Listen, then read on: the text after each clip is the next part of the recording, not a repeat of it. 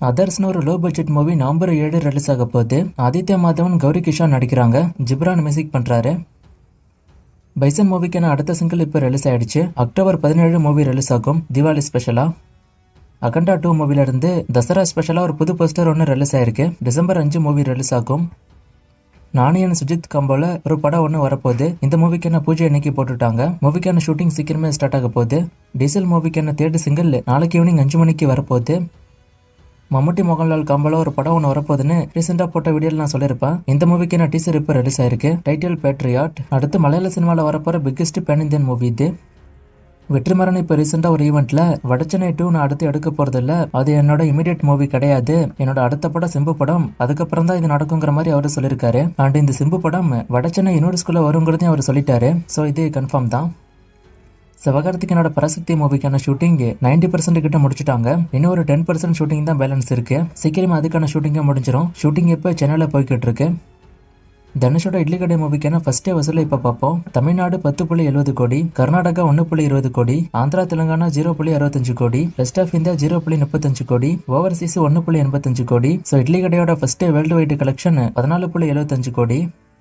Pooja holiday ஸ்பெஷலா இட்லி கடை வந்து Kantara chapter 1ன்னு 2 மூவி ரிலீஸ் ஆயிருக்கு. 2 மூவிக்கான ரெஸ்பான்ஸுமே பார்த்தோம்னா பாசிட்டிவ் ரெஸ்பான்ஸ் தான். மூவிக்கான response most of the audience கிட்ட பாசிட்டிவா தான் வந்திருக்கு. ஸோ 2 மூவிஸுமே ஹிட் ஆக வாய்ப்பு அதிகம்.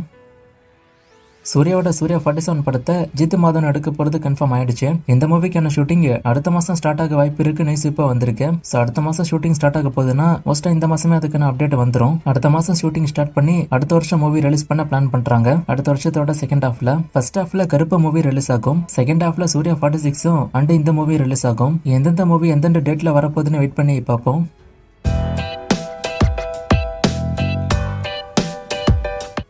ஜெயிலர் 2க்கான அப்டேட் கேட்டிருக்காரு. ஆல்ரெடி சொன்ன மாதிரி இதுக்கான ஷூட்டிங் போய்கிட்டு இருக்கு. அடுத்த வருஷம் ஜூன் 12 மூவி ரிலீஸ் ஆகும்னு சூப்பர் ஸ்டார் அபிஷியலா சொல்லிட்டாரு. எல்சிஓ ஷார்ட் ஃபிலிம் மூவிக்கான அப்டேட் கேட்டிருக்காரு. இதை பத்தி நான் ஆல்ரெடி சொல்லிட்டேன். இதுக்கான அப்டேட் இன்னும் வரல. நான் அப்டேட் வந்தா சொல்றேன். துருவ நட்சத்திரம் ரிலீஸ் பத்தி கேட்டிருக்காரு. இதுக்கான ப்ராப்ளம் இன்னும் முடியல தான். ஸோ அது முடிஞ்சாதான் மூவி ரிலீஸ் ஆகும்.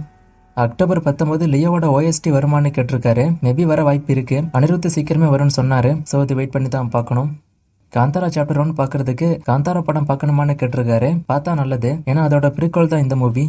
சலார் 2 பத்தி கேட்டிருக்காரு. பிரசாந்த் நீல் இப்போ ஜூனியர் என்டிஆர் வச்சு படம் எடுத்துட்டு இருக்காரு. ஸோ அந்த படம் முடிஞ்சோன்னு தான் இதுக்கான அப்டேட் வரும். காந்தாரா சாப்டர் 1 ஃபர்ஸ்ட் டே வசூல் அண்ட் ரிவ்யூலாம் கேட்குறீங்க. ஃபர்ஸ்ட் டே வசூல் நாளைக்கு தான் வரும். ரிவ்யூ நான் ஆல்ரெடி போட்டுட்டேன். ஸோ பார்க்காம இருந்தா பாருங்க.